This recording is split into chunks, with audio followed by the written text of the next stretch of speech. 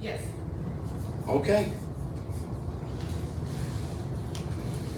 Okay. Good afternoon, everybody. And I'm honored to be here at the Ramsey Free Public Library. I'm honored to be talking about George Washington and Alexander Hamilton. And I also intend to make pointed comments about Thomas Jefferson, who I have a lower regard for. And I would rank them with Washington as the man of the highest character.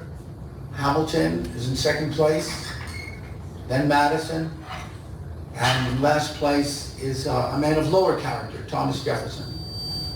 My name is Blau. I'm really from New York City. The last 11 years I've lived here in Bergen County, New Jersey. And more than 15 years ago, I became very almost obsessed with George Washington and everything about him. His childhood, his mother, his father, his half brother and sister, and the rest of his siblings. And it's a story that's not commonly written about. But I'm not here to talk about the life of Washington, but rather the battle of the founders, Washington and Hamilton against Jefferson and Madison. But the story of the American Revolution starts with George Washington. And George Washington had a very difficult mother. The historians have called her grasping, unreasonable, complaining, stingy, difficult, unsocial, acquisitive. And if you add it all up today, it's very clear to me that Mary Ball Washington had a personality disorder, a severe personality disorder. So this was a very difficult situation for Washington. Now, how did George Washington get this mother? He had a father, Augustine, and Augustine, like his son George, was always in motion. They were men of action. Washington was not a man of self-contemplation, but rather a man of accomplishments. He got up before dawn, he wrote letters, he managed his farms. Everything was accomplishments. He was a man of great, great accomplishments. The father was actually not primarily a planter, but he was a miner, iron ore mining, a new business in Virginia. And at one point, he had a first wife, a wonderful woman named Jane, and he made a trip to England to deliver his son, his first son, that's Lawrence Washington, to school where he himself had gone, the Appleby School in the northern part of England. And when he came back, he discovered that his wife had died. And he had a lawyer friend, George Erskine. And he told him that he had a possible new wife for him. And the wife came with a piece of land, a critical piece of land. Her land exactly adjoined Augustine Washington's land. It was a remarkable development, and she was a good-looking woman.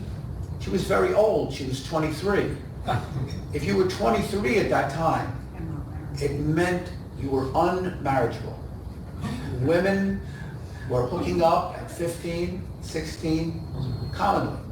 So at 23, it meant something was very wrong, and there was something very wrong. But he married her, and George was the first child. Now, in my opinion, I'm going to try to just differentiate between what is commonly established as facts and what is my opinion. So In my opinion, what happened is that Augustine, the father, stayed away from the household because his wife was this relentless complainer, this relentlessly difficult woman. He was a nice man, Washington's father. He was a regular guy. We have descriptions of him. He was kind of blonde, big, and a friendly man, but he stayed away. So George grew up with the mother primarily there. And she was a very cold woman, and in my opinion, my view of the facts, she never hugged George Washington. She never said, "I love you." She just wasn't that way. The sad truth is that George Washington became famous when he was 18 for being sent by the British to the Ohio Valley to tell the French, get out of the Ohio Valley, it's British. And he came back and he wrote his journal about this, and the journal was published in London and other cities in Europe and in the United States. George Washington became famous when he was 18, and he became the president-elect when he was about 56. For that whole span of time, and his whole life, his mother never said one good word about him. There is no quote of any kind by anyone that she said something positive about her accomplished son. And he was a good son, but that's the way she was. So George Washington now had trouble getting close to people. He had getting close to men, and he had trouble being close to women. And this, he did though, when he was 6, his brother Lawrence came back from England. He was 14 years older, and George Washington bonded with his older half-brother Lawrence. And that was great for him. So he, unfortunately for George, but great for us, everything that happened to George was great to us because he was a great first president and a great man, and his accomplishments live on. He's not a distant figure.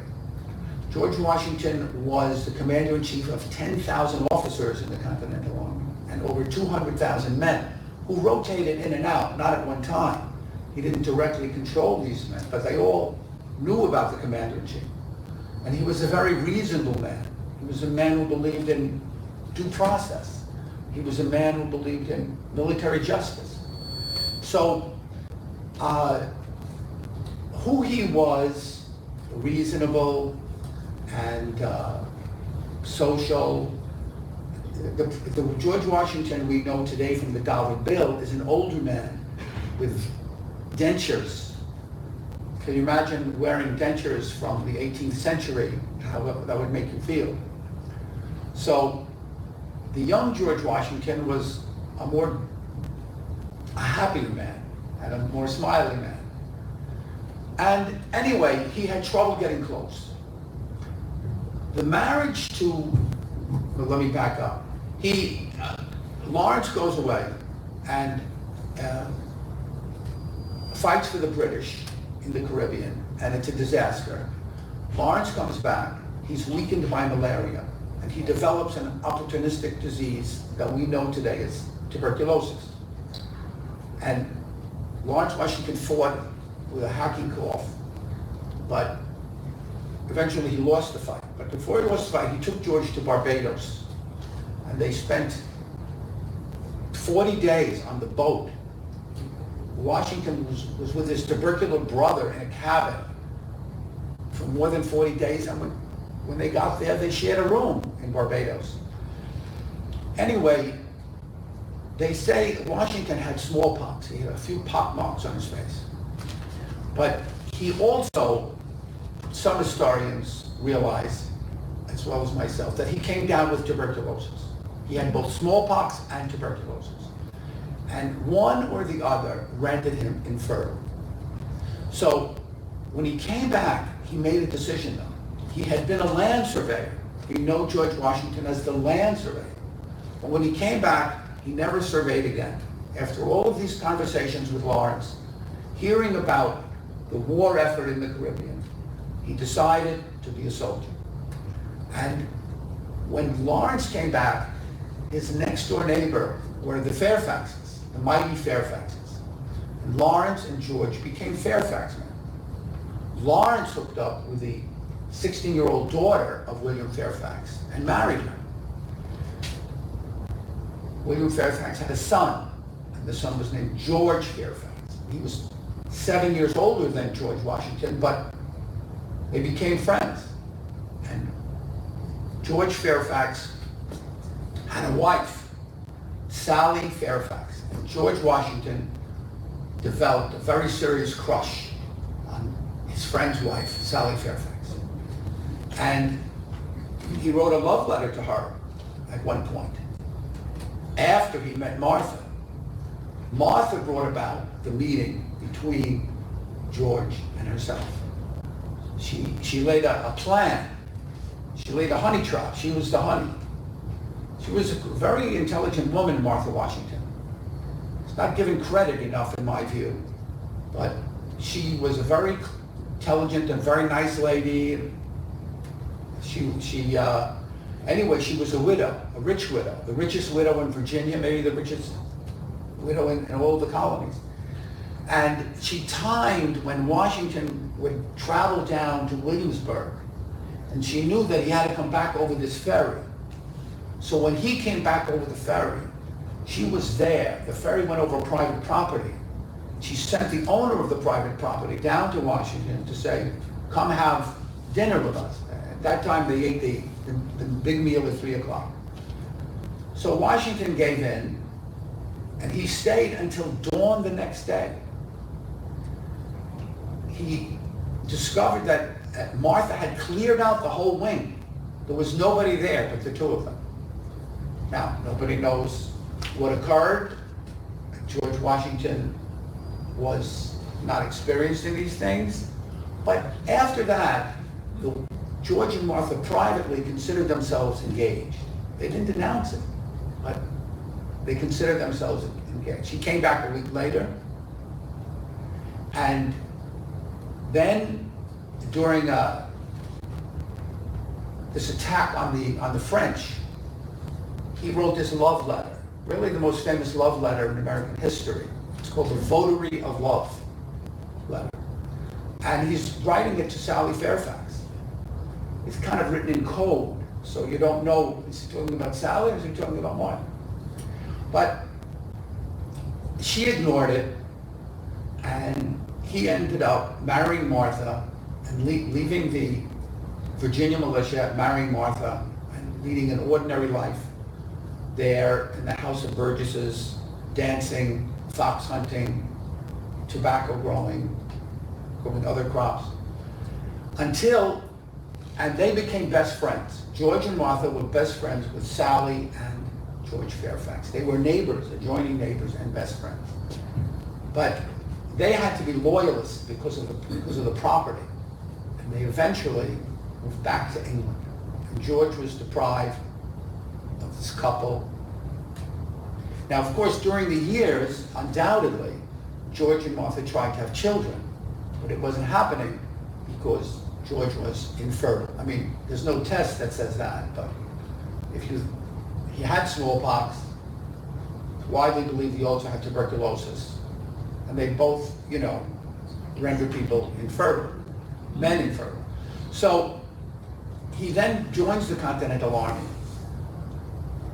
He comes to the Continental Congress in his Virginia militia uniform, not his old uniform. He had a new uniform. And George Washington was 6'2", a little bit more than 6'2". So he's the only one in uniform. He's the only one with this kind of military experience. There was a few other men, older men who were experienced, but not like Washington. So the New Englanders wanted to bring in the Southerners into the battle against the British. So he's selected to be the commander-in-chief, June 15th, 1775. And he goes up to Boston, and The war continues in Boston, then it comes to New York. In New York, there's an artillery unit led by Alexander Hamilton. After some battles, the disaster on Long Island, the Americans are pushed out of New York. They go to Fort Lee. The British cross the Hudson River, and they have to flee south. Washington doesn't stand and fight because he sees he can't fight. He becomes really a guerrilla fighter. And they're fleeing south to Pennsylvania to get away. And when he comes to the Raritan River,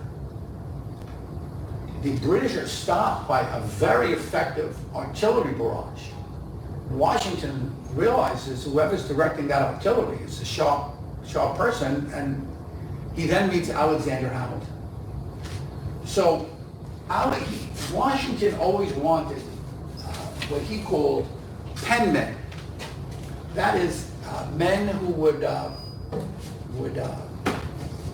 take his ideas, make it into a letter, then he would read the letter, edit the letter, and sign the letter. He got up before dawn, writing letters. Now he's the commander-in-chief. He's writing orders, he's writing letters. So he had these aides de camp. And Arthur Lefkowitz, a New Jersey author, wrote this very interesting book on all of the aides de camp that Washington had. So Washington immediately brought Hamilton in to be one of his aides de camp. And Hamilton fit in very nicely. And because he's a very aggressive personality, Hamilton becomes like kind of the leader of the group. But there's no friction. Everybody's working together nicely. So they worked together for 4 years, Hamilton and Washington. But Hamilton and Washington never become close. Washington he never talks about himself. He never reveals any secrets. He's a reserved man. And if you don't want to talk about your own personal life, you don't ask about other people's personal lives, you see? Mm-hmm. So Washington would talk about agriculture. He loved agriculture.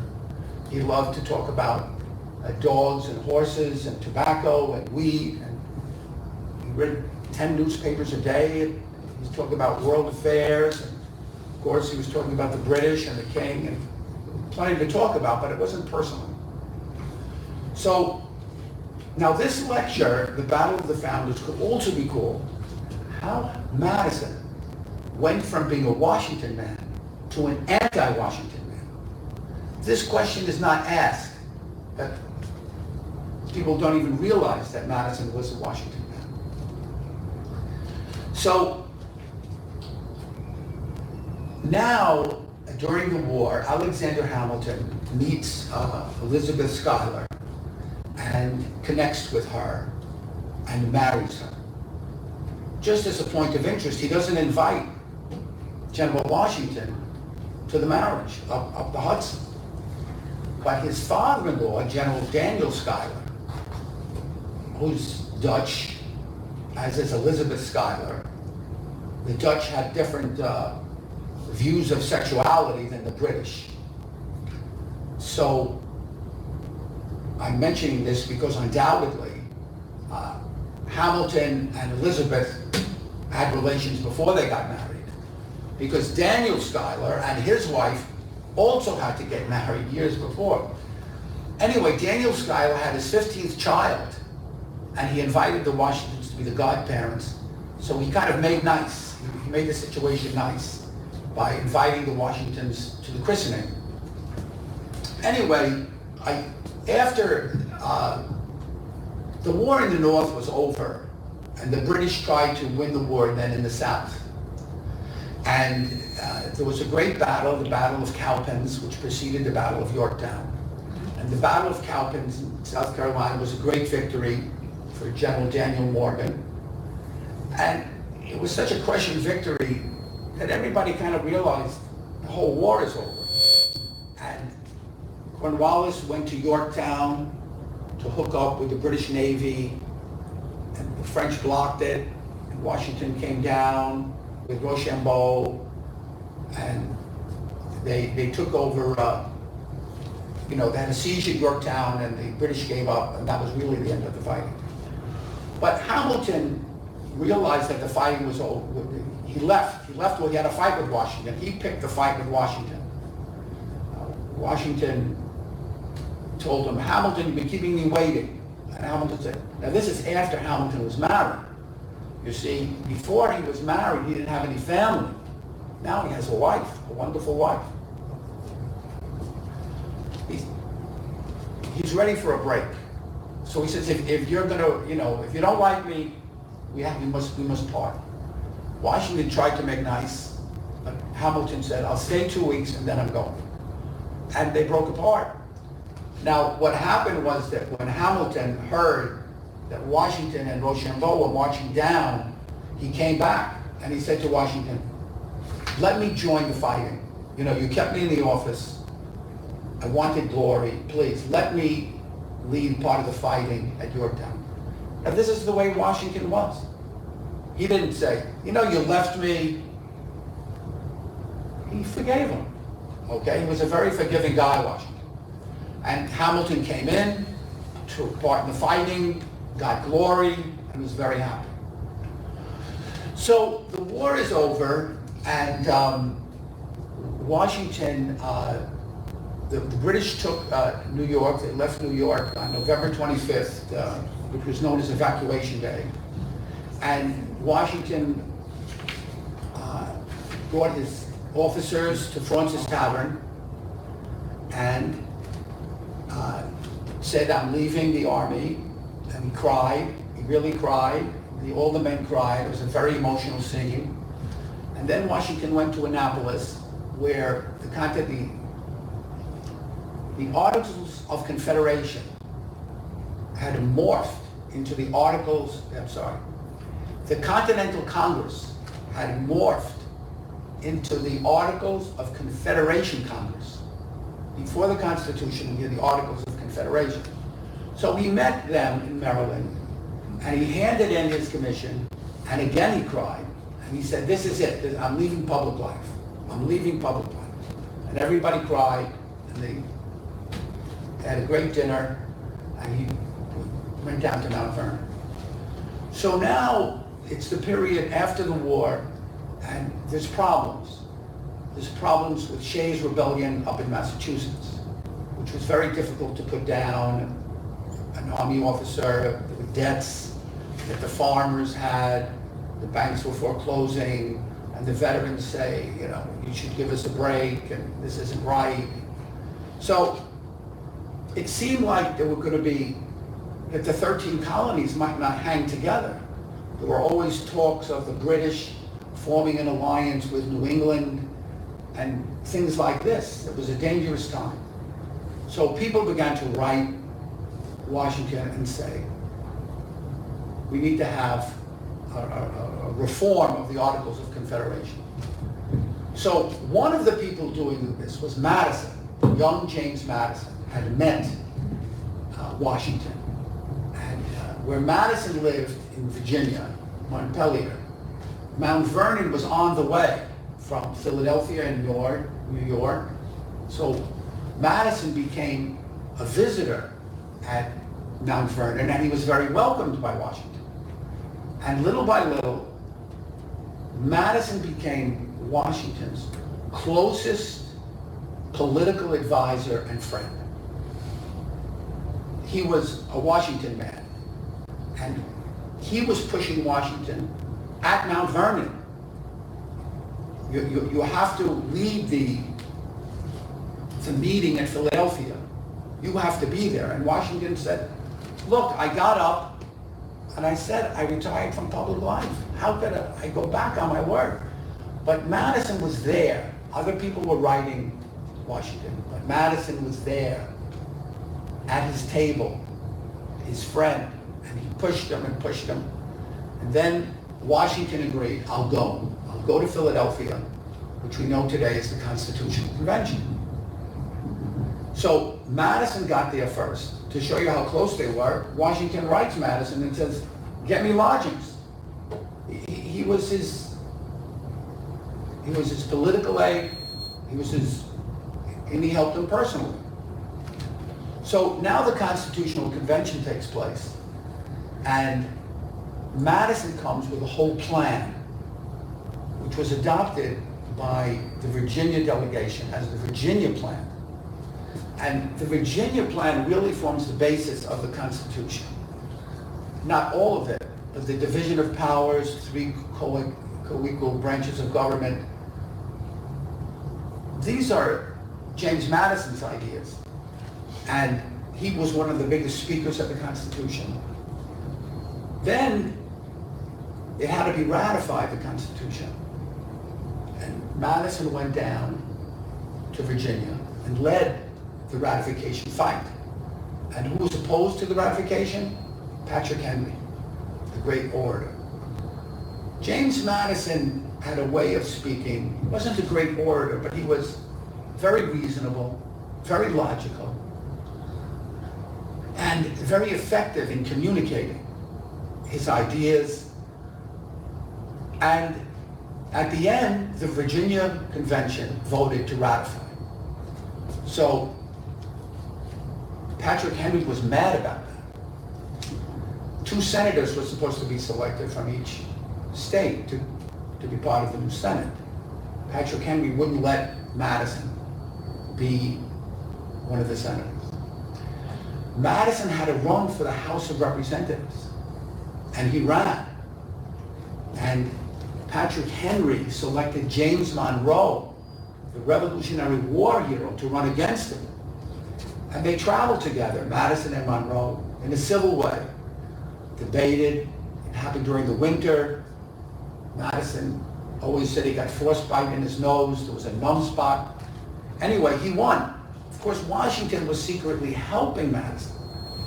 So James Madison won the election and came to New York, the first capital, went to Congress, and partly because he was connected to Washington, and partly because he was just a very intelligent, a very persuasive political guy, he became the leader of the House of Representatives.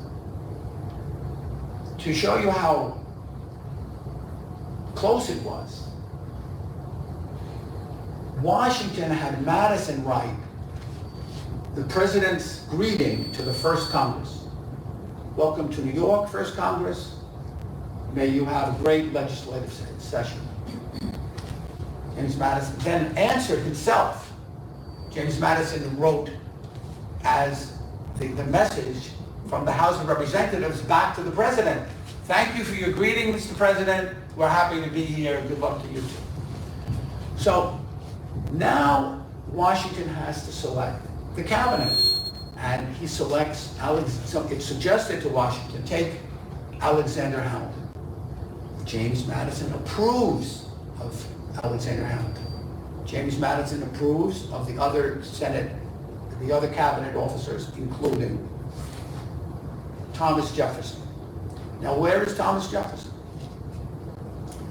Thomas Jefferson had been the governor of Virginia, 2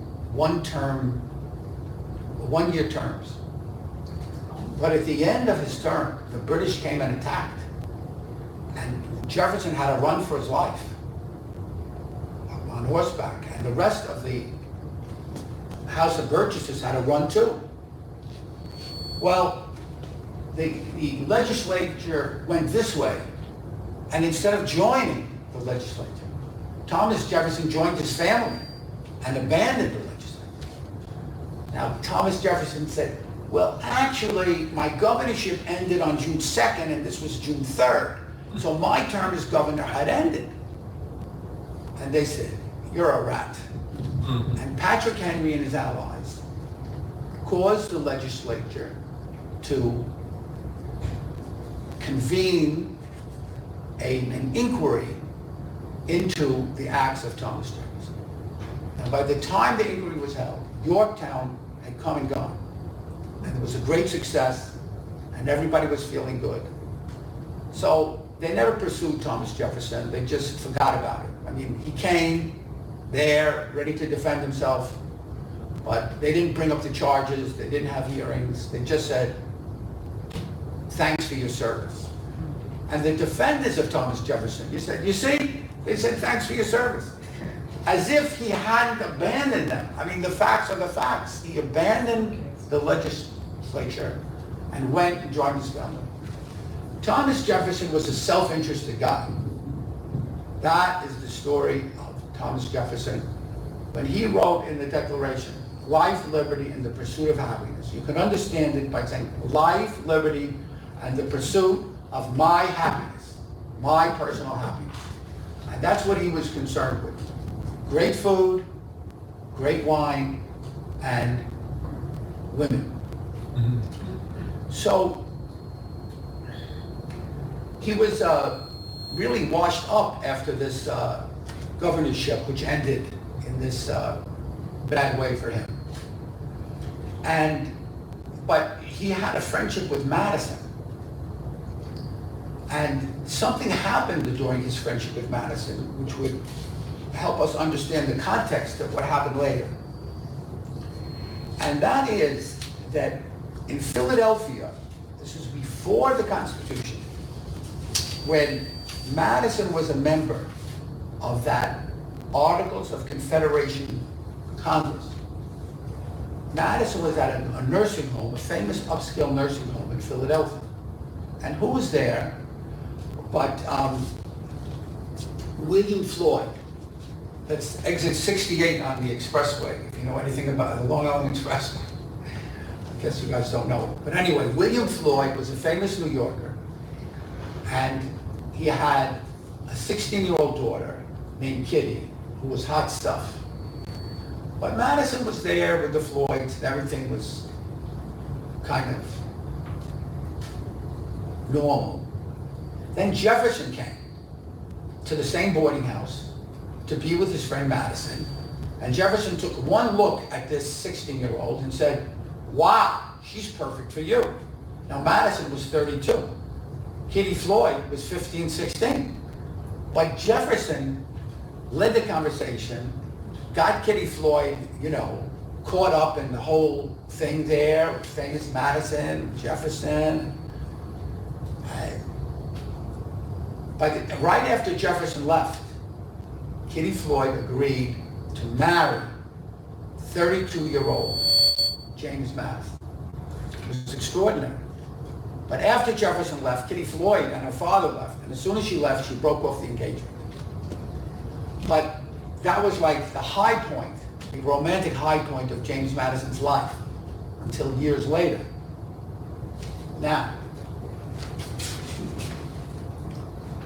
so Thomas Jefferson gets himself appointed to be the ambassador to France, and he has a great time in France.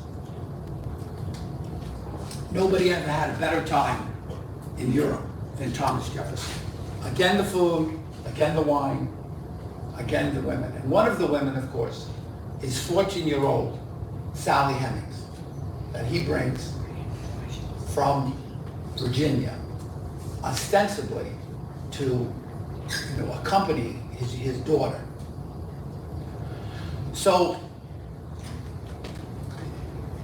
anyway, Thomas Jefferson is in France, and they start convening the Philadelphia Convention. And Thomas Jefferson knows that the convention is going on. Madison writes him, and other people write him, but he doesn't come running back or anything. He doesn't come back one day early. He stays the full 5 years. And he's, of course, we know now through the DNA that Sally Hemings became the mother of 6. She had 6 pregnancies. One of them took place there in France. It's extraordinary. Thomas Jefferson, in my view, is supported by, over the 2 centuries, more than 2 centuries, by a vast number of Southern historians, Southern writers, who say, oh, what a great man he was, what a great man he was. How important was the Declaration of Independence. And, they overlook everything that he did. They say, oh, that's what people did back then, But Nobody else brought their teenage slave to Europe. And he not only brought her, but he had to coach her. You know, don't act as if you're just the enslaved person. Thomas Jefferson never made any speeches. He didn't want to make speeches, and he wasn't good at making speeches. But he was great one-on-one. One-on-one at a dinner party, he made fabulous conversation. So Washington saw that his fellow Virginian, Thomas Jefferson, that he generally got along with, was there, getting all of this European experience, and he and Madison decided that Jefferson should be the first Secretary of State. So Jefferson eventually comes back and accepts the offer and comes to New York.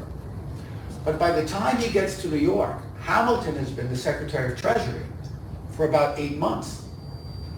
So when Hamilton became the Secretary of the Treasury, he immediately went to work establishing the credit of the United States. I think the second day he was in office, he borrowed $50,000 from a bank, you know, and he hired people. He was in charge of the Coast Guard, collecting the tariffs. They were appointing the customs agents. In those times, the customs agents would get a percentage of all the taxes that he picked up. So it was lucrative jobs, not that Hamilton ever abused it, but he was building an empire of employees. He was really the Prime Minister of the United States.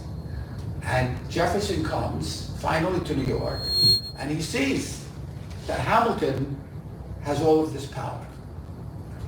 So, but at the time that Jefferson first gets to New York, which is in March of 1790, Madison is getting along with Washington. Madison is getting along with Hamilton. Everybody's getting along with everybody. It's wonderful. Now what Jefferson does, as soon as he gets to New York, is he rents a house on Maiden Lane. And he immediately, it's a rented house, and he immediately hires workmen to fix it up. A rented house. And everybody knew that the capital wasn't going to stay in New York. And Adams writes in his diary, I can't believe that Jefferson is going into debt renovating his house. I thought he learned his lesson back in Paris. Now, Jefferson was in debt his entire adult life. But there's a very particular story about how he got into debt. Jefferson had a wife, Martha Wales Jefferson. And her father, John Wales, was an attorney totally in the slave business. And he acquired 120 slaves. And one of them was Sally Hemings' mother, Elizabeth Hemings. Elizabeth Hemings was a beautiful baby. And her father was a British sea captain. And the sea captain wanted his baby and was willing to pay for her. But John Wales, being a first-class creep, wouldn't sell the man his own child. The sea captain actually had a plan to kidnap his daughter, but it fell through, and he disappeared. But Wales, you know, these Virginia men, I mean, it wasn't a secret to anybody that they were having sex with the female slaves. It was practically universal. Now, by the way, when Washington grew up with his very difficult mother, I don't believe that the mother allowed anybody to go down to the slave quarters and try to have sex with the Washington slaves. And later on at Mount Vernon, there are no stories about Washington or any of the hundreds and hundreds, thousands of guests going down to the slave quarters. Washington, they don't want to say nice things about Washington because it's somewhat politically incorrect. But I believe he respected the female slaves on his estates, and that was just not allowed. That's not to say that it didn't happen, but it was like entirely consensual. It wasn't at all any kind of overreaching. Anyway, Jefferson, as the son-in-law, he had the choice. He could accept his father-in-law's estate with the assets and with the debts, or he could reject it and be finished with it. Well, the assets were 120 slaves, including Elizabeth, including baby Sally, and obviously John Wales had an eye for attractive slaves. He was in the business. And Jefferson took all of the, actually it was a split, it was a three-way split with two other sons-in-law. Jefferson took his share of the slaves and his share of the debts, and he was never out of debt again. He was in debt his entire life to the very end. And the debts just went up and up. The man loved wine. He used to buy import 600 bottles a year of French wine. During his first term as president, he spent $7,500 on wine. An extraordinary sum. So he bought books. He bought expensive books. And he never stopped his expensive lifestyle. The Southern historians would love to say, well, look, when he was 80, he had morality. And he realized his slaves are going to have to be sold, and he should cut down. No, there's no break. Kept the high lifestyle up. When he finally died, it was 1826, his slaves had to be sold in the worst way. The families broken up. A horrible thing. Some of them shipped, down the river to Alabama. It was a horrible, horrible thing. And Jefferson knew it was coming. It's not like, it was some kind of a secret or there was a plan. He had plans to get out of debt. One of the things that he did is he sold his books to the Congress for $24,000. An enormous sum, but it still didn't, wipe out his debts. So Jefferson arrives in New York. He renovates his rented house there on Maiden Lane. He's brought back James Heming, Sally Heming's brother, who's been trained to be a French chef. And he starts inviting everybody over for the 3 o'clock meal. And it's a great meal. Now, Washington was also serving great meals. But the conversation with Washington was always stilted. You just couldn't easily tell an off-color joke in front of Washington. And you couldn't say things that, would have political ramifications. I hate England, I hate France, But Jefferson's, it was mostly men, not all men, but mostly men, and they could speak their mind. They could speak about science, they could speak about sex, they could speak about politics. So, in my view, James Madison is drawn to Jefferson and drawn to being at Jefferson's rental home there. And of course, Madison remembers what happened with Kitty Floyd, that Jefferson had brought about his one romantic connection. So he bonds with Jefferson in a very deep way. And Washington was never close, just couldn't cross a certain barrier in terms of loyalty and, a feeling of togetherness, brotherliness, whatever you want to call it.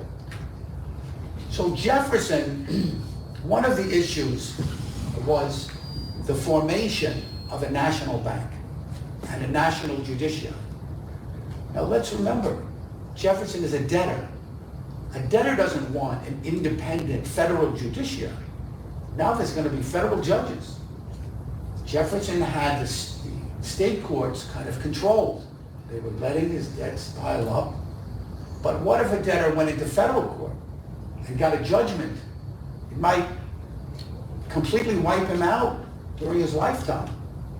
So Jefferson, for a variety of reasons, but I believe personal reasons, wanted a weak central government.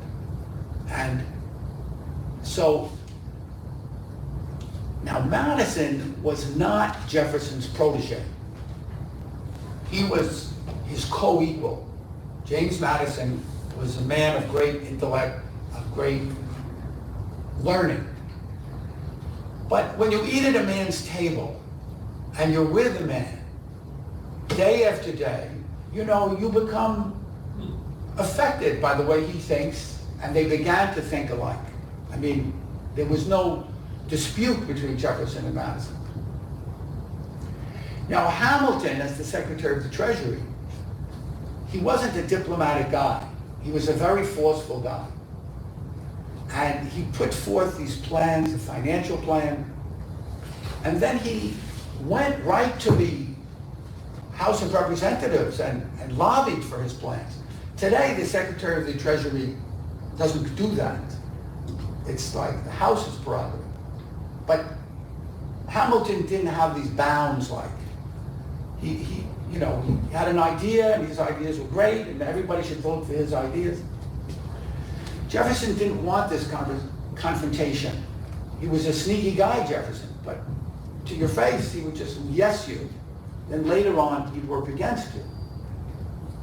So now Washington's first term comes to an end. And Washington has had enough. Washington had never wanted to be the president. Washington had wanted to be the commander-in-chief. Remember, his older brother Lawrence was a soldier. Now he became a soldier, and he won the war. But they asked him to come to Philadelphia, where he led the Constitutional Convention. And then they voted for him. So what could he do? He had to be the president. Now the guy came down to Mount Vernon with the vote. He came down on April 15th, and he knocked on the door. He said, General Washington, you've been elected the president. Now, he is the first guy elected first president. You'd think the guy would invite in his friends, his neighbors, we're going to have a party, and then I'm going to go to New York. No. The guy comes on April 14th. On April 15th, Washington goes down to visit his mother. He goes to visit his mother, who has nothing nice to say. We don't know what she said, but he just says, I'm going to be the president. Maybe this was an opportunity for her to say congratulations, but he doesn't say she said that. And there's no party that we've ever heard of. There's no champagne. He just starts traveling up to New York. He's greeted royally on the whole trip up. Everyone's applauding him and putting flowers on his hair and cheering him by the thousands, by the tens of thousands. So he's had enough at the end of the first term. But everybody says, Madison says, Hamilton says, Jefferson, you gotta run for a second term. So when he starts the second term, all of a sudden Jefferson quits as the Secretary of State. And Jefferson and Madison form the Republican Party. And they do it so quietly, so sneakily. Thomas Jefferson is a very, very brilliant guy. If you read about Thomas Jefferson, don't think he's on a level, a very high level, and he's a very deceptive guy. He's a crafty guy. He knew that every word that he wrote in every paragraph would be looked at by historians, so he was very careful about what he wrote. He could never write a biography because it would give people information. In fact, everybody writes how he cracked up after his wife died. He then proceeded to tear up all their personal correspondence. All of her letters to him, he tore them up because he didn't want any clues. It's even worse than that, because Sally Hemings her father and Martha's father, they had the same father, that creep, John Wales. They were half-sisters. Thomas Jefferson took up with his half-sister after his wife died. But there's no portrait of a Martha Wales Jefferson. They always had a portrait. The guy was a slave attorney. We have his portrait. I suspect that Jefferson realized he couldn't have the picture there. People would say, oh, look at that. Sally looks just like that woman. So he just couldn't hide it. He destroyed it. That's what I believe. And then he came up with the biggest lie, I think, in American history. After his wife died, he said, oh, she asked me to promise to never remarry. What wife in American history or world history ever said to her husband, oh, don't remarry, just be single? But he said it, and nobody really ever challenged him on it particularly, because they just let, all the Southern historians, let him get away with everything. So. But he had Sally Jones. Yes, Hemings. Yes, but yes. But that was hidden. That was hidden. Yeah. He was married to Sally Hemings. Oh, really? I mean, yeah. He was bonded with her. About 5 years ago, they discovered her bedroom, which was right down the hall from his bedroom. So they could be together, and then she could wake up in her own bedroom, theoretically. I went to Monticello a couple of years ago, and they make a very big deal of Sally Hemings, which is good, which is absolutely, the right thing to do. So Madison went. Now, the last thing that happened between Madison and Madison got married to Dolly, and, who became Dolly Madison. And that was in 1794. Madison had spent 9 years being a Washington man.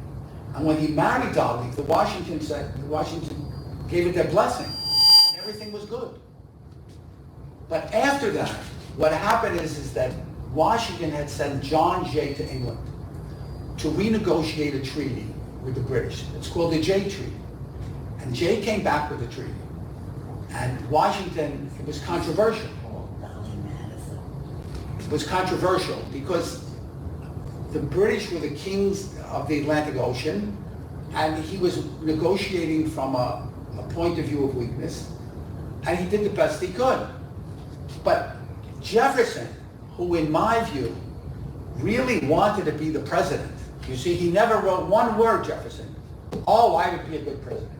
Oh, I should be the president. Or so-and-so asked me to be the president. Not a word. He writes thousands and thousands of letters, and he never says that he lusts in any way for the presidency.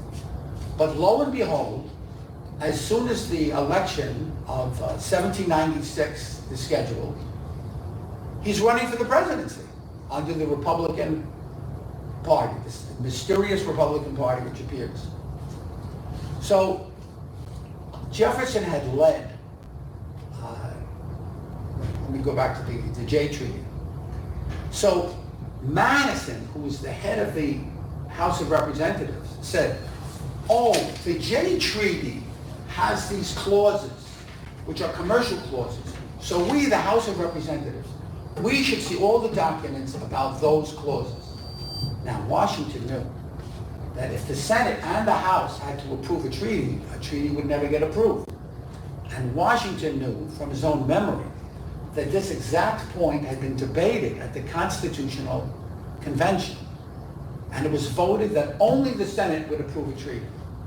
Washington went back to his documents and found the vote, his notes on the vote, that said only the Senate shall approve a treaty. And he filed it with the Department of State. And that ended the debate. And after that, Washington broke off his relationship with Madison. So that's how the story of Madison being a Washington man to an anti-Washington man. I think I'm going to conclude there. Anybody have any questions? Thank you. Any questions from the peanut gallery? Yes, go ahead. While Jefferson was in France, wasn't he the person that put through the Canal du Midi that went from the Atlantic to the Mediterranean? No, I don't believe so. I'm not That's what we familiar were with that. told when we were on the Canal du Midi. Oh, really? Yeah. That he, I don't know if he orchestrated or whether he had the plans, but To do what? I'm to sorry. Canal. There's a canal called the Canal du Midi that runs from the Atlantic to the Mediterranean. And it's a series of locks and canals all the way through the country because it was for transportation. And I mean, it's still there. And what did they tell you? I'm sorry? What did they tell you in France? That Jefferson was somehow involved with the Canal du Midi. He probably took a Maybe cruise. he signed the okay for it. No, I'll look it up, but it's not well known as one of his activities. I know he toured a lot of vineyards. Whatever happened to Sally Heming after Jefferson passed away? Yes. So he had promised her, you know, according to her sons, the sons were interviewed, Madison and Elson, and that their children would be free, and he freed them on his death. He did free them. Now, Sally he couldn't free Sally, because that would stand out too much. He didn't promise to free her. He promised to free the children. So she was given her time. That means she was set free, not free. She was just allowed to live in Charlottesville in a house, you know, independently. And they even know the location of the house. But she lived there quietly, I guess with her sons. The sons eventually went west, two of the sons, Madison, and the other one starts with an E. And she was the head of the household, you know, when she was with Jefferson. She was around the house. She never came to New York, she never came to the White House. So he had a certain amount of restraint in that regard. Yes? I do recall reading that Jefferson and Heming's children were passed off as white. Yes. We were. They had like, maybe they were 1/8 black, but they passed off as The mother white Elizabeth was half black. The Sally was a quarter black. Quarter. And the children were an eighth. An eighth. Yeah. So they did pass for So white. freeing them was not an issue, they just passed as white. Well, technically, under Virginia law, you couldn't free your slave. Right, but they didn't know they were slaves. Oh, they were treated as slaves. They were his slaves, his children. Yeah. After his death. 1/8 black was sufficient to make you slave. Yeah. Yes, but I read that they passed off as white Several of them did. appearance. Yes. They did. And some of them fought in the Civil War. They have pictures of some of the descendants. They look like, you know, handsome white men. One of the descendants went to California, became famous. Yeah, famous California person. Don't you have a question, ma'am? I have a question. Yes, Senator? It's just been so interesting. It's just been fascinating. Oh, okay, thank you. I watched Hamilton about 6 times. Yes. So I enjoyed it. I never got the impression that Thomas Jefferson had a background like you just described. Oh, I appreciate that. You're Knock at the live door. streaming this, does that mean it'll be recorded? On YouTube, I think it will be, on I think it will be posted on YouTube. You know, maybe in a day or 2 or 3. You said very interestingly, Jan, that Washington became, later in his military career, a guerrilla fighter. And I'm thinking of a parallel, historical parallel.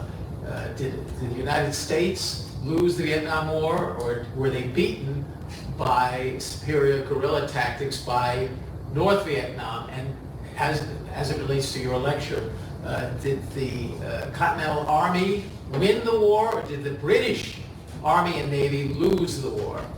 The War of Independence, the Well, they Revolutionary made a War. very big effort, the British. You know, they made a very, very big effort, spending a lot of money and a lot of troops and hiring German troops, you know. I mean, it was because of George III. but What never I'm gave up. asking is, was it a botch job? Did they botch it?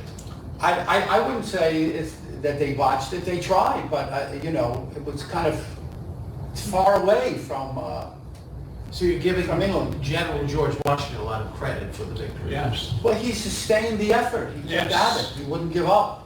And, Both as a tactician and as a... Well, if you look at his crossing of the Delaware, it was a brilliant, extremely courageous move that changed the course of the war. He was a brilliant general. he's not you know, a brilliant tactician. He tried. But a very strong leader. He kept the army together. Exactly as you say. He was a great leader. And when they crossed the Delaware, it took a lot of leadership for the men to be quiet, for the men to be freezing, and then they attacked with great spirit. He built a family, you know, a spirited military family who, when the Hessians saw the way the Americans were fighting, it overwhelmed them because they were fighting with such spirit, his spirit. I would say that if anyone is interested in reading about the founding fathers, the author Joseph Ellis writes beautifully about this topic. He's written several books. Joseph Ellis. Well, the big E-L-L-I-S. news is that in November, PBS will have a special, a 6-day special on the American Revolution, Ken Burns. Oh. Okay, thank you for coming. Well, thank you. for coming. Very interesting.